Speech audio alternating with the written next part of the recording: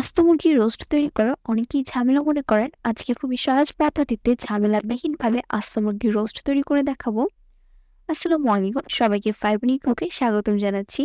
যারা আমার চ্যানেলে নতুন তারা অবশ্যই চ্যানেলটি সাবস্ক্রাইব করবেন। ভিডিওটি ভালো লাগলে লাইক করে কমেন্ট করবেন। আস্ত মুরগির রোস্টের জন্য প্রথমে আমাদের লাগছে আস্ত একটি মুরগি। এটি ভেতর থেকে সব ময়লা বের করে নিয়েছি। এবার দেখতেই পাচ্ছেন মাঝখান দিয়ে অল্প কেটে নিয়েছি, যাতে মশলাগুলো খুব ভালোভাবে মুরগির ভেতরে প্রবেশ করতে পারে এবং খেতে ভালো লাগে।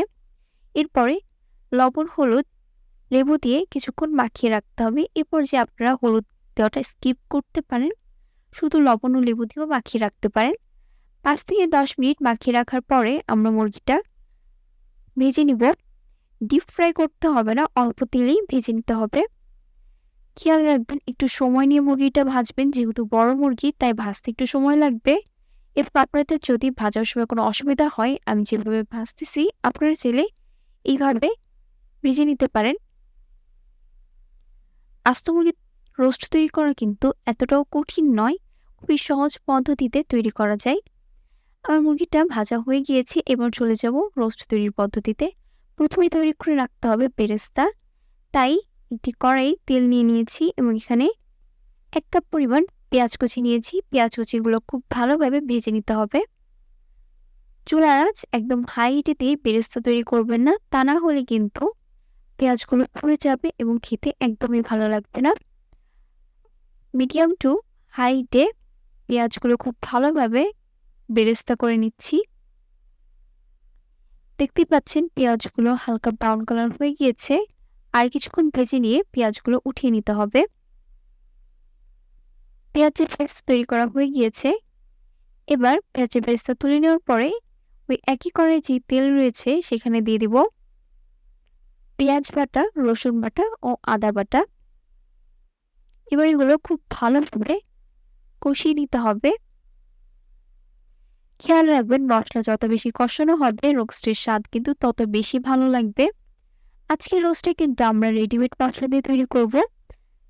তারপর এখানে দিয়ে দিচ্ছি হাফ টিস্পুন পরিমাণ ধনিয়া গুঁড়ো, হাফ টিস্পুন পরিমাণ লাল মরিচের গুঁড়ো। তারপর এখানে দিয়ে দিচ্ছি প্যাকেটের রোস্টের মশলা। রোস্টের মশলা দেওয়ার পরে কিছুক্ষণ নেড়ে এখানে সামান্য পরিমাণ পানি দিয়ে দিব। পানিটি কিন্তু অবশ্যই অল্প দিবেন, বেশি পানি দেওয়া যাবে না। পানিটি এখানে ব্যবহার করেছি মশলাটা কষানোর জন্য। মশলা যত বেশি কষাবেন তত বেশি স্বাদ হবে। শুধুমাত্র রোস্টের ক্ষেত্রেই নয়, যে কোনো ক্ষেত্রেই আপনারা মশলা যত বেশি কষাবেন তত বেশি স্বাদ হবে। তারপর এখানে দিয়ে দিচ্ছি স্বাদ অনুযায়ী লবণ।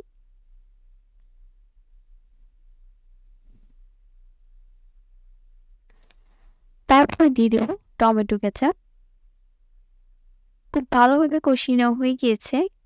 দেখতেই পাচ্ছেন যখন দেখবেন মশলার উপর দিয়ে তেল উঠে এসেছে তখন বুঝতে পারবেন আপনার মশলা কষানো পারফেক্ট হয়েছে।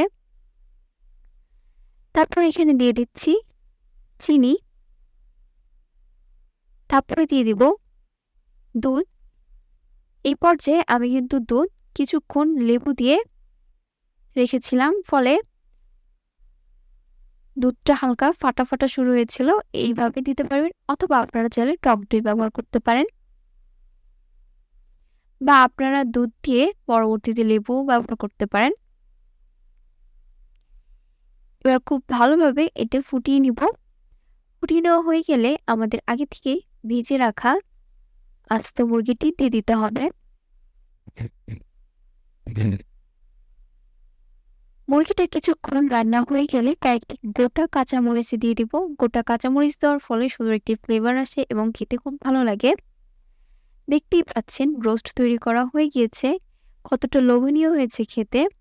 বাসায় একবার হলেও এই সহজ পদ্ধতিতে আপনারা রোস্ট তৈরি করে দেখতে পারেন। ছোট থেকে বড় সবারই খুব ভালো লাগবে। ভিডিওটি শেষ পর্যন্ত দেখার জন্য সকলকে ধন্যবাদ।